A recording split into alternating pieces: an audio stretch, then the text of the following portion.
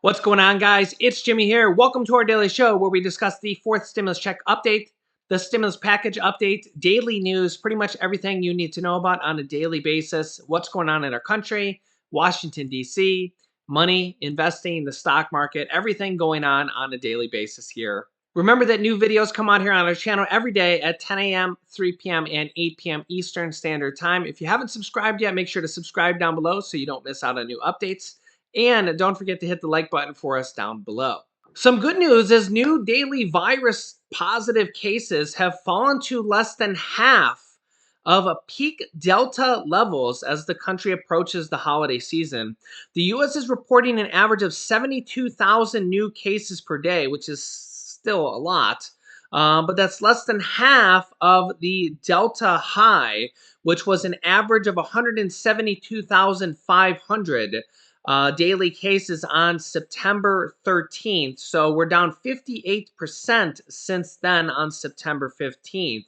Case counts have fallen in every U.S. region, most sharply in the South, where the Delta wave hit hardest over the summer. You can see the kind of pattern here of where we were at the Delta high around September 13th here, where the 7-day average was around 175,000. We actually had 285,000 cases that day, which was the second highest day ever. And you can see the downtrend here, significant downtrend, kind of mimics the high and low we had here back in January of 2021, kind of the up and down trend. Kind of doing the same thing here. Kind of makes you wonder if we'll see another a peak and valley here again. Will it happen again here? And so yesterday, we had 88,000 new cases, and the 7-day average is 72,766 is the 7-day average. This is with 75% of adults that have gotten at least one dose of the vaccine. So 75% of eligible adults are vaccinated. This article is actually as of September 7th. Also, inflation eased slightly in September, as hopefully we will continue to see inflation ease a little bit, as also personal income dropped as well. Inflation eased slightly, stayed largely flat in September as the expiration of federal unemployment aid caused a sharp decline in household incomes, according to data released Friday by the Commerce Department. The personal consumption expenditures, the PCE price index, rose 0.3% last month, according to the Bureau of Economic Analysis, after rising by the same rate in August.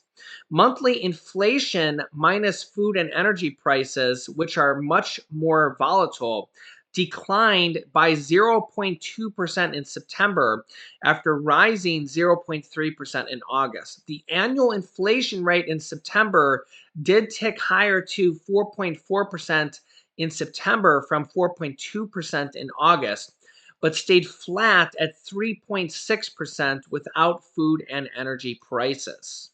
So we're maybe seeing inflation ease a little bit or maybe level off a little bit. So we'll hope to see this come down here in the coming months. Here is Treasury Secretary Janet Yellen on the stimulus package and inflation. Well, I'm very hopeful, and I fully expect that Congress will pass both packages, and these will be historic wins for the president and for the American people.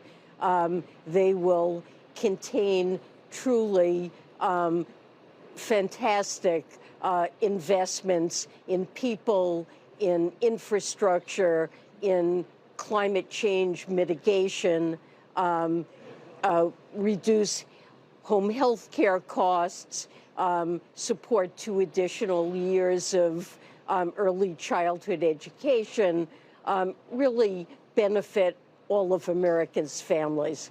Yeah, I know that he clearly was disappointed that the Democrats in the House of Representatives couldn't get it done before he left. The president, as you know, Madam Secretary, is touting this deal potentially as a historic economic framework. His words.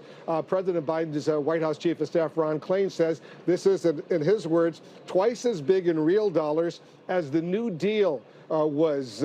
But without paid family leave, without 2 years free community college, without vision and dental care expanded to Medicare, is this plan truly as transformational as they say?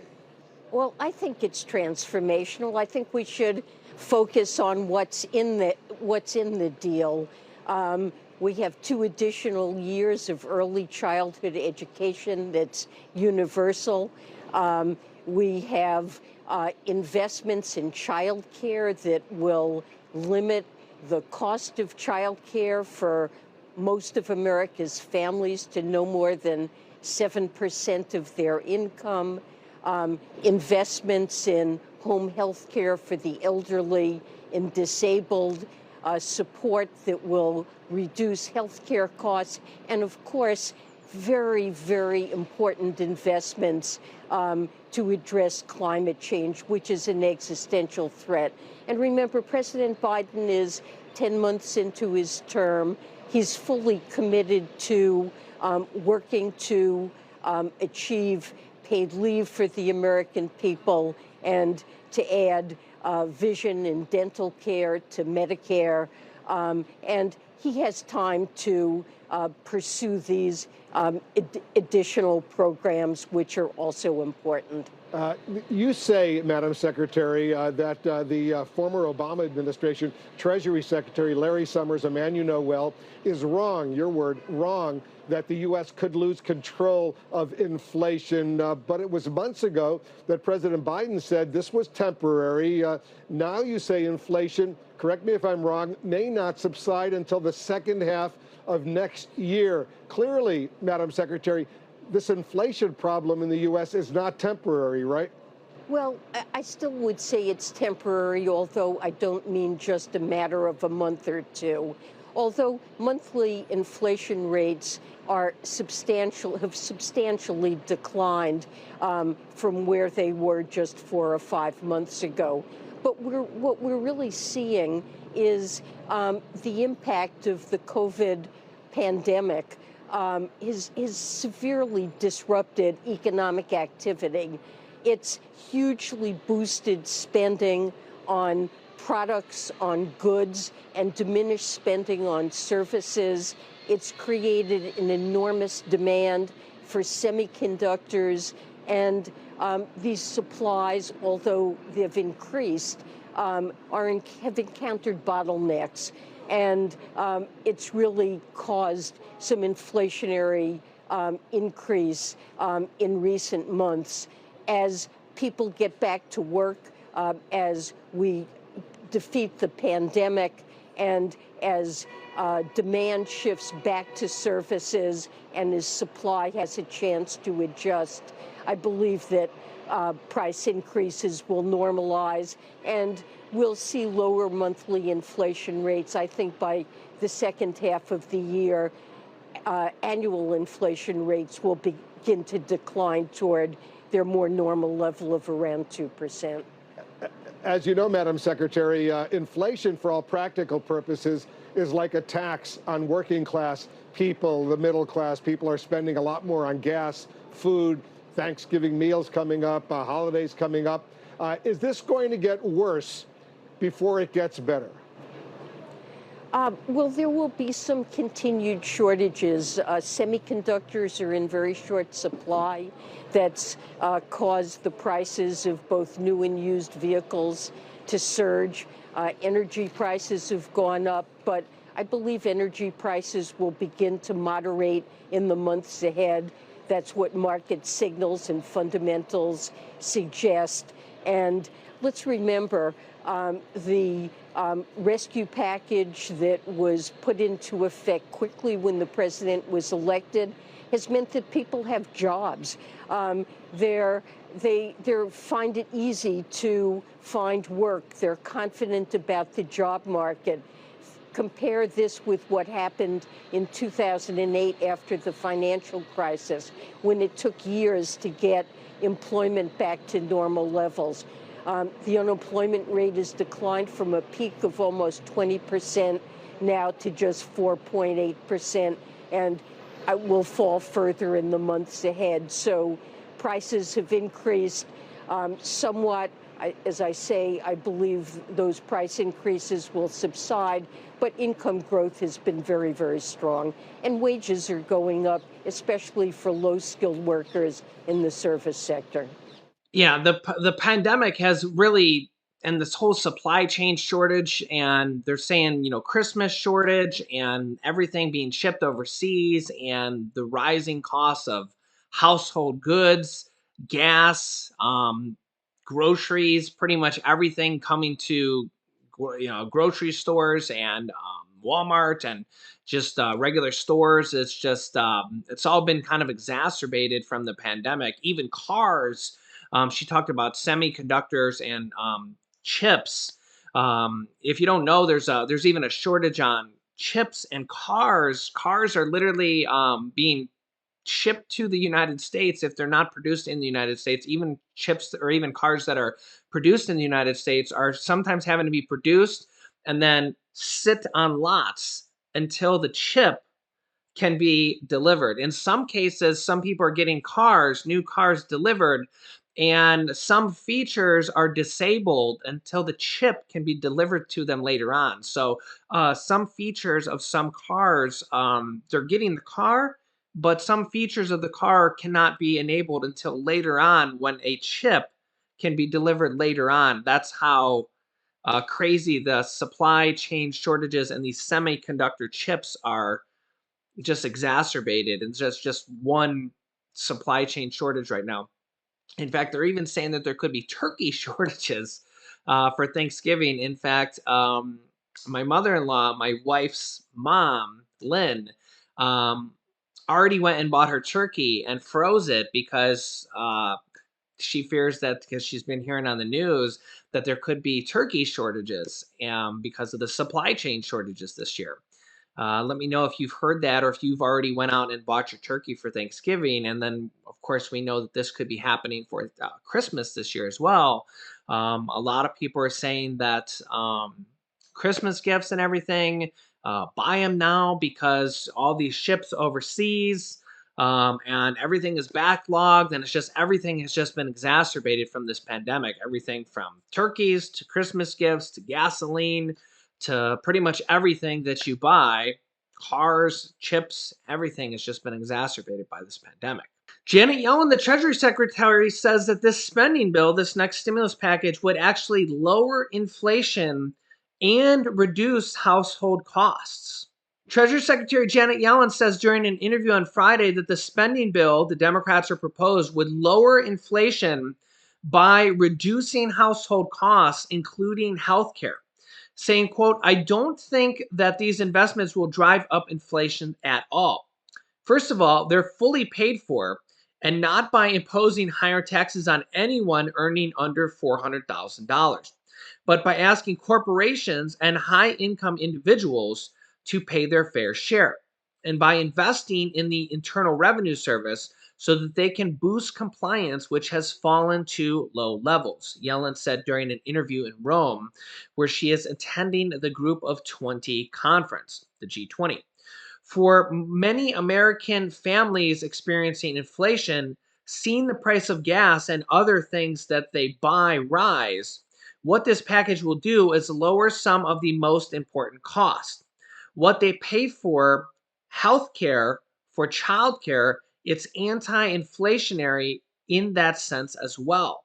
And that is several of the things in here is lowering the cost of childcare to where a family would not pay more than 7% of their costs for childcare. That's one of the things in this bill. We've seen a lot of data that says that a low income family can pay 25 to 33% of their costs for childcare. If the mom and dad work and they send two children to childcare, they can pay 25 to 33% of their income to childcare, which is insane. That's crazy. Healthcare as well. That is can be reduced or even reduced to free for this next stimulus package or through the Affordable Care Act. There's going to be more funding for that as well. And they want to extend the child tax credit payments for one more year. Those monthly checks that were passed from the third stimulus check package. $250, $300 monthly checks. They're going to extend that for one more year if they pass the package. That those checks go out to 65 million children, $250 per month to children ages 6 through 17, and $300 per month for children under the age of 6, 5 and under. And right now, they're not going with the income restrictions from Senator Joe Manchin or the job requirement. So it would be another 1 year extension for the 65 million children that those checks were passed from the third stimulus check package. Progressive Democrats still aren't voting for the infrastructure package. You can see here it's the only leverage they have to guarantee that the social spending bill, aka the stimulus package, moves forward. And we also have a lot of advocacy groups like the Senior Citizens League calling for a $1,400 stimulus check for adults and for seniors to be added in there to in addition to the stimulus checks for children, that there should be a stimulus check in there for adults as well. And then we also have the $800 check or the stimulus debit card for Medicare as well. Let me bring that up for you. This is an $800 stimulus debit card that would go to Medicare recipients to help with medical and dental. So this is a stimulus debit card that could be included in the stimulus package. This would be in addition to all the other stimulus items in there that would go to Medicare recipients. So this is another stimulus item that they're looking to have added in there as well. Also, President Biden has confirmed that there will be another social spending bill to, quote, put the Republicans on the spot before the 2022 midterms, that there basically will be another stimulus package coming here after this stimulus package and the physical infrastructure package. So this stimulus package is expected to be about 1.75 trillion, which is half of the 3.5 trillion. Then they're going to come back around for the other half of the $3.5 trillion and probably several new items in there, including maybe a Social Security raise. We actually have several new proposals and an old proposal that is for a $200 per month increase to increase benefits by $200 per month for all Social Security beneficiaries. And we just had two new proposals just like 2 or 3 days ago to increase the Social Security benefits. So that will probably be coming in the next stimulus package after this. So there will be another stimulus package after this. President Biden has already confirmed. Meanwhile, progressives fear that the compromise could jeopardize their midterm hopes, and this is why they're saying they need to put and pass as much as they can in this stimulus package and in the next stimulus package. And they're going to need to pass as much as they can in this package. Potential stimulus checks for adults, the child tax credits, those monthly checks for children, as much as they can in this package and in the next stimulus package, maybe even including a Social Security raise for 60 plus million seniors that get Social Security, and do as much as they can in both of these next upcoming stimulus packages. Still smarting from seeing the package whittled down from $6 trillion to $3.5 trillion to 1.75. Liberals say the final result is not enough to push the progressive grassroots to the polls next year after the top priorities were left on the cutting room floor. What's more, they argue the omissions of provisions such as a national paid family leave program and a proposal to empower the federal government to lower prescription drug prices, which they're trying to add back in the package now, from the framework outlined by the White House this week, amounts to a slap in the face to the progressive activists and the Progressive Caucus who helped President Biden win in 2020, saying, quote, "It's promising to see a substantial investment in climate action, but it's appalling and frankly cruel that drug pricing, paid family leave, Medicare expansion on dental and vision are all cut from the framework. And Biden seems willing to leave a pathway to citizenship for million up to an unelected parliamentarian. Said Varshini Prakash, the executive director of Sunrise Movement, a progressive group focusing on climate issues. She added that progressives are the ones who have fought like hell for Biden's full agenda, and their votes cannot be taken for granted. The progressive Democrats, like Senator Bernie Sanders in the Senate, Pramila Jayapal in the House, along with AOC, Elizabeth Warren in the Senate, have grown stronger over the years. Remember, the Progressive Caucus, led by Pramila Jayapal in the House, is 96 members strong in the House of Representatives, which is 220 members. So almost half of the entire House of Representatives is the Progressive Caucus. Bernie Sanders is the person largely considered in charge of the stimulus package. He's the Senate budget chairman, the person literally in charge of the reconciliation process, the person who's in charge of passing the process that is the process that passes by 50 to 51 votes instead of the normal 60 votes. So the Progressive Caucus is probably the most powerful caucus here when it comes to this stimulus package. So, and then on the other side, we have the moderates led by Joe Manchin and Kirsten Sinema. So we're going to have a showdown here when we come down to the final votes here. Um, Let me know your thoughts here. I'll keep you up to date here. Remember, new videos come out here on our channel every day at 10 a.m., 3 p.m., and 8 p.m. Eastern Standard Time. Make sure to subscribe down below. It's completely free to do so. You literally just click subscribe, and just means so you won't miss out on our videos. After subscribing, you can click the bell icon that appears next to the subscribe button to get notifications when we go live at those times, 10 a.m., 3 p.m., and 8 p.m. Eastern at time. You can also share this video with your friends and family. Click the share button down below. You basically can invite them to this video or invite them to the channel so that they don't miss out as well. You can click here to watch my newest stimulus check video next. This bottom video is how to get rent assistance. You can get your rent paid for 3 to 12 months from the government from the third stimulus check package. And this video is how there's new Social Security raises coming out in the future. So click on one of those videos next. Thanks, guys, and I will see you in the next video.